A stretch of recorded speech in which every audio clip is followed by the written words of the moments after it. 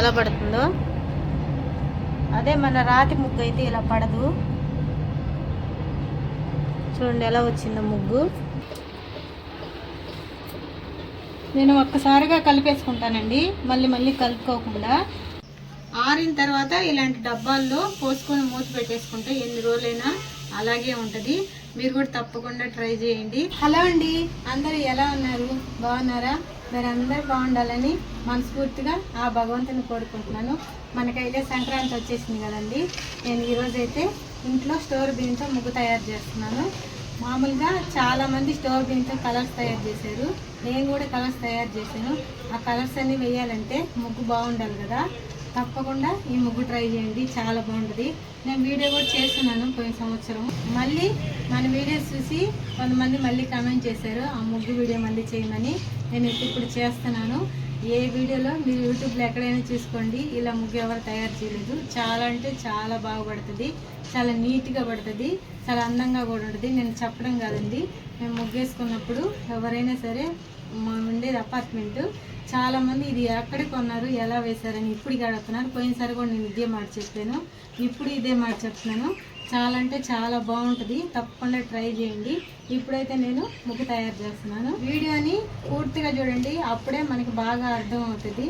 అంతే కదండి. లైక్ చేయండి, షేర్ చేయండి, సబ్స్క్రైబ్ చేసుకోండి. ఇదిగోండి మన స్టోర్ బియ్యం. నేనైతే కేజీ వేసుకొని ఒక 6-7 గంటలు బాగా నానబెట్టేసాను. నానబెడితేనే మనకి పిండి బాగా మెత్తగా వస్తుంది. వాటిని ఇప్పుడు నీళ్ళు వచ్చేసి వడకట్టి నేను పిండి వేపిస్తాను మెత్తగా. ఇదిగోండి బియ్యం అన్నీ వడకట్టేసాను.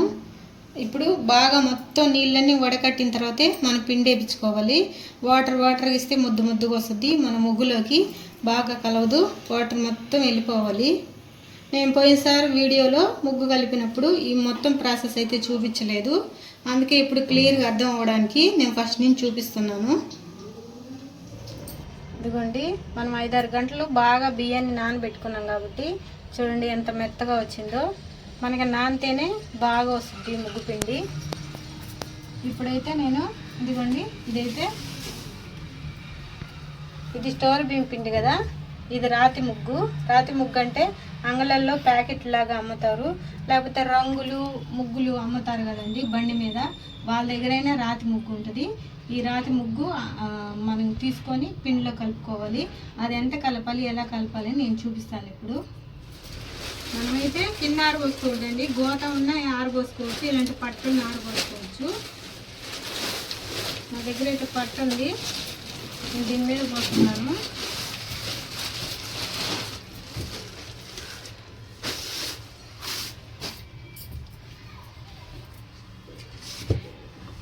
ఇదిగోండి ముందుగా అయితే నేను మీకు కొలతలు బాగా తెలియాలని నేను గ్లాస్తో చెప్తున్నాను. గ్లాస్తో కాకపోయినా గ్లాస్ అయినా డబ్బా అయినా ఏదైనా కొలతకు ఒకటి తీసుకోండి. దీనికైతే ముగ్గు రాతి ముగ్గు 3 వేస్తున్నాను.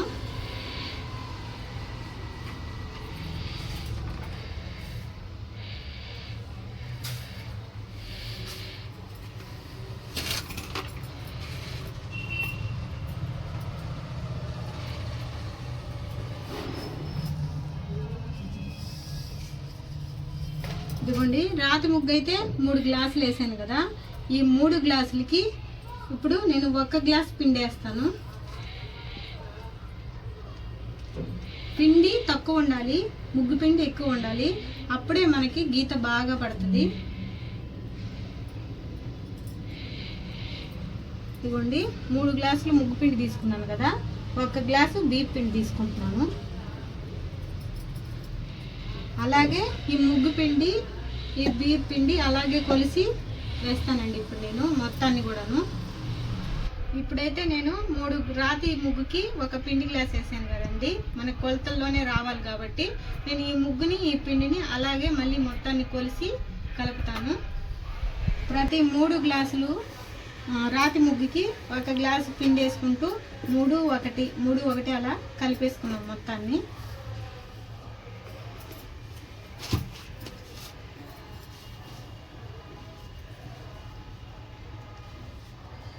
నేనైతే ఎక్కువ క్వాంటిటీలో కలుపుతున్నాను కాబట్టి నేను మళ్ళీ వేసి కలుపుతున్నాను. మీరు తక్కువ అది చాలు అనుకుంటే అంతవరకు కలిపేసుకోవచ్చు. ఇదిగోండి, నేను కొలతల ప్రకారం అయితే మొత్తాన్ని పిండిని ముగ్గుని మొత్తాన్ని కొలిచేసాను. ఇప్పుడు ఈ రాతి ముగ్గు, ఈ బియ్య పిండి రెండు కలిసేలా ఇదంతా బాగా ఉండలు లేకుండా మొత్తాన్ని ఇలా చేసేసి బాగా ఆరబెట్టేసుకోవాలి. ఉండలు ఉన్నా కానీ ఈజీగా వచ్చేస్తాయి, గట్టిగా అయిపోవు.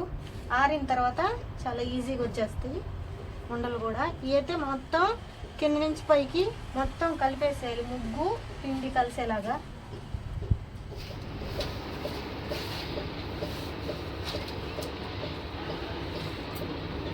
నేను ఒక్కసారిగా కలిపేసుకుంటానండి, మళ్ళీ మళ్ళీ కలుపుకోకుండా. ఇది చల్లగా ఉన్నప్పుడు, వర్షాలు పడేటప్పుడు అలాంటప్పుడు కలపకూడదు. బాగా ఎండ ఉన్నప్పుడే ఇలా కలుపుకోవాలి. అందుకని మళ్ళీ మళ్ళీ కొంచెం కొంచెం ఎందుకని నేను ఇలా కలుపుకుంటాను. మీరు ట్రై చేయాలనుకుంటే తక్కువ కొంచెం ఫస్ట్ చూపించాను కదా అలా కలిపేసుకోవచ్చు. ట్రై చేసిన తర్వాత మీరు ఎక్కువ కలుపుకోవచ్చు.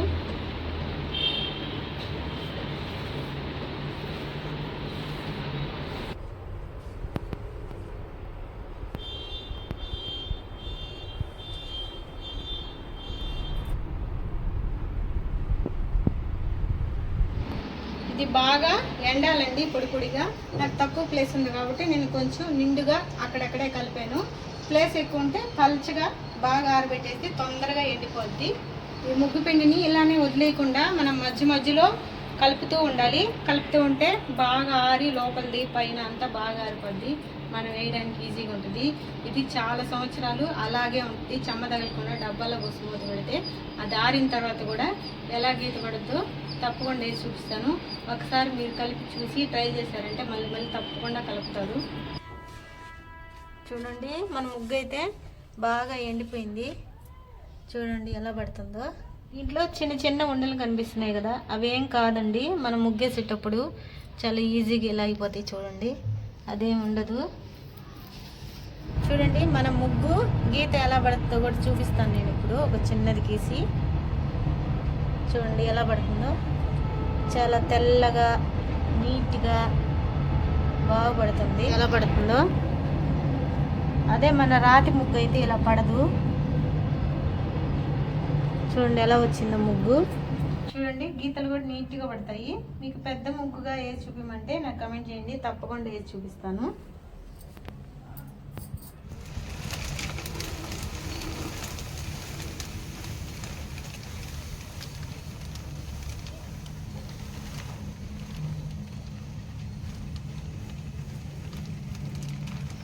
ఆరిన తర్వాత ఇలాంటి డబ్బాల్లో పోసుకొని మూత పెట్టేసుకుంటే ఎన్ని రోజులైనా అలాగే ఉంటుంది. మీరు కూడా తప్పకుండా ట్రై చేయండి.